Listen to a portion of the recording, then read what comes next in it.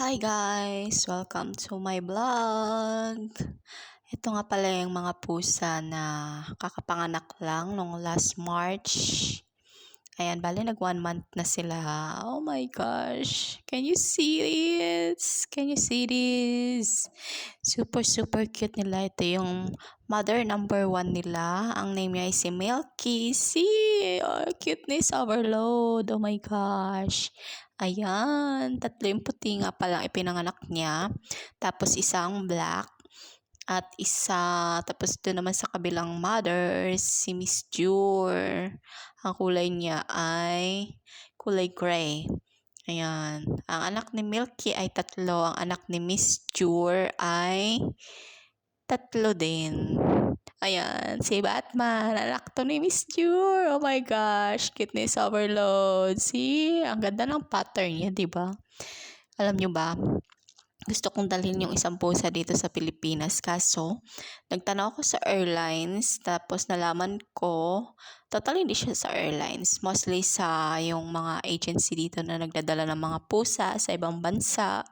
Yung mga transport na pusa ba. Tapos yun, umabot siya ng 3,000 dirhams. My gosh.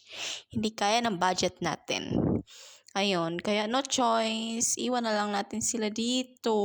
Hindi ko sila madadala kahit isa.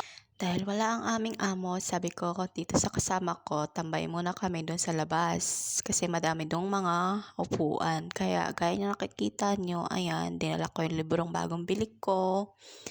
Ito ay isang self-improve book. Ayan. Simulan dumating ako dito sa Dubai, mahilig na ako mangolekta ng mga libro. Ayan, kinukwento ko dyan sa kasama ko yung nakita ko kaninang bata, nakasama nung kaibigan ng amo namin. Kasi may pinaabot yung amo namin. Tapos yun, naghintay ako ng hapon, tapos tumawag sa akin siya. Tapos kasama niya yung anak niya. Ang cute ng anak niya, kaya sabi sa akin, say bye-bye. And ako naman, ayun, nag-bye-bye din ako and flying kiss. Super cute lang ng mga bata dito. Ang gaganda ng mga lahi nila, so much beautiful. Ang sabi ang word ng beautiful ito, Jamila. Queenie, why are grumpy? Gucci! Gucci! Gucci! Gucci! Oh, Lorena. Oh, what a beautiful face. Meow! That one, the black one is Fugu. Ugo! Ugo! This is Batman. See? See his face. Batman! Pagawan siya kay Cutie Pie.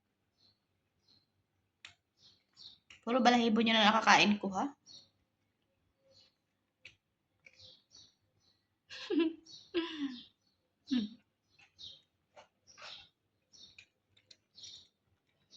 Batman! Batman! Batman! Oh, marunong na siya kumain. Pero yun yun, nakaka 1 month pa lang itong mga ito ngayong April. Ay, mga magagaling na kumain.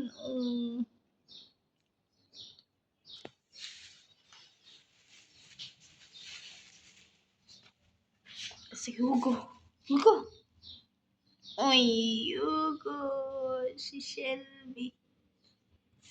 Kung alam ko to si Shelly o si Shelby. Ginising. Granny! What are you doing, Granny? That one is C2. The one there, yeah. The small one is C2.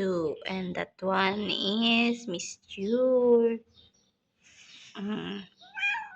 What? You want some hugs? Hi! This is your niece.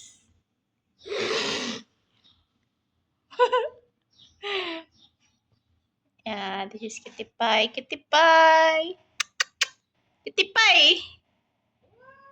Ah, meow! Ah, meow! Ah, meow!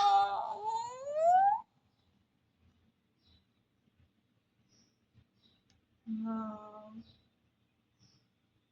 This nice color. See, it's so much white. I really like her. I really like her. Too much white. And And this one is a boy. He's a boy. He's a boy. Oh, this one is Shelly and that one is Shelby. Ito naman kami, dahil tuwing araw ng Tuesday, kailangan namin maglinis dito sa taas. Ito nga pala ay yung sakop ang kwarto ng alaga kong lalaki. Tapos sinakit ko na yung kasama ko kasi nga wala naman dito yung dalawa naming among babae. Ayan, dito saktong hapon na, kailangan hapon gawin para hindi masyadong mainit. Kasi pag umaga, kulang kami sa oras, kaya ito ginagawa namin siya ng hapon kasi mas okay sa pakiramdam yung hapon, lalo na summer na ngayon, sobra ng init. Kaya yung mga mahal namin dyan sa buhay na nasa Pinas, sana ingatan niyo po ang inyong mga sarili. Inom po kayo ng more water, drink more water, be hydrated. Not dehydrated, hydrated. Ayan. Kaya nakikita nyo, nagwawalis-walis lang kami dyan kasi meron akong pinapakain dyan na mga ibon. Madaming ibon pala dito, guys. Ayan. Dito lang ako nakakita na sobrang daming ibon. Tapos yung alaga kong babae, pinapakain niya. Binibilhan niya talaga sa store ng mga pagkain pang ibon. At diyan, kailangan obligado kami maglinis. Dati, no, ako lang mag-isa naglilinis once a month. Tapos ngayon, nandito na yung kasama ko.